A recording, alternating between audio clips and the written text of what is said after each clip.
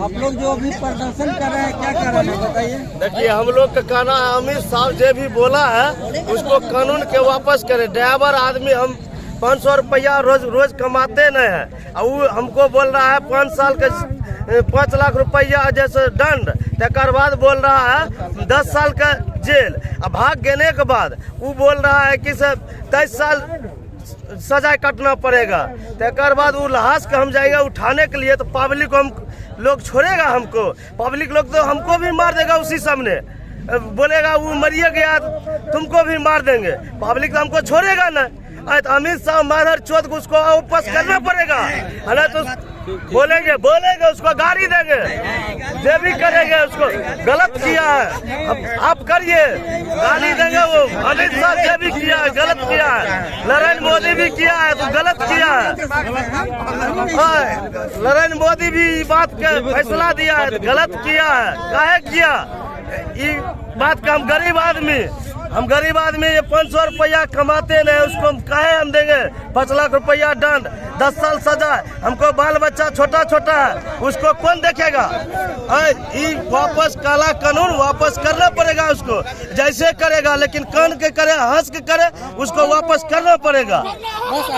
गृह मंत्री जी से हाथ जोड़कर मैं निवेदन करना चाहता हूँ कि ड्राइवर पर जो कानून लाए हैं काला कानून, 10 साल का सजा है और 5 लाख का जुर्माना है।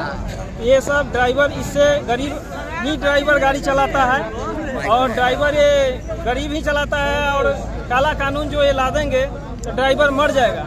इसलिए उनसे हाथ जोड़कर विनती करते हैं कि ये काला कानून का वापस करें, क्योंकि हमारे ड्राइवर तो प्रति 100 किलोमीटर पर सीसी चलाते हैं, 24 घंटा ड्यूटी करते हैं। क्या नरेंद्र मोदी जी और अमित शाह जी पूछे हैं एक बार कि हाँ हमारे ड्राइवर किस हाल में गाड़ी चला रहा है, हमारे ड्राइवर का कितना तनख्वाह है, एक्सीडेंट होने के बाद में हमारे ड्राइवर को कितना वेतन मिलता है? कभी ये जानकारी लेने की कोशिश किए हैं?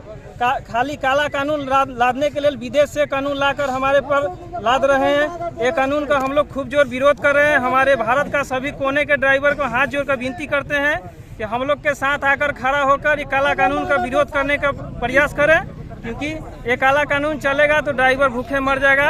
और हमारे सब ड्राइवर गरीब है, गरीब ही मजदूरी करता है, ड्राइवरी करता है, कोई अमीर के बेटा नहीं करता। जुर्माने की बात कर रही है 5 लाख रुपया नहीं तो 10 साल की सजा, ये क्या मैटर क्या है पूरा क्लियर कीजिए। ये मैटर है 10 साल का। जैसे कि 10 साल एक्सीडेंट में बाइक जैसे गाड़ी ट्रक लेके आप जा रहे हैं और बाई दुबे एक्सीडेंट हो जाता है तो किसी कारणवश जैसे कि बाइक वाला की गलती है, वो आके मार दे रहा है आपको, उसके लिए 10 लाख रुपया के जुर्माना प्रदान किए हैं। वो 10 साल के सजा को 5 लाख जुर्माना को। तो ये कानून को खूब जो हम लोग विरोध कर रहे हैं वो वापस करना ही पड़ेगा, क्योंकि हम लोग कहाँ से लाएंगे 5 लाख रुपया? और 10 साल का सजा अगर हम लोग काट रहे हैं तो हमारे ड्राइवर भाई जितना भी है वो अपने घर परिवार को चला ही नहीं सकते हैं। इसलिए हम लोग खूब जोर विरोध करते हैं उनको। अगर आपकी बात को अगर नहीं मानी जाती है तो आगे आप लोग क्या करेंगे?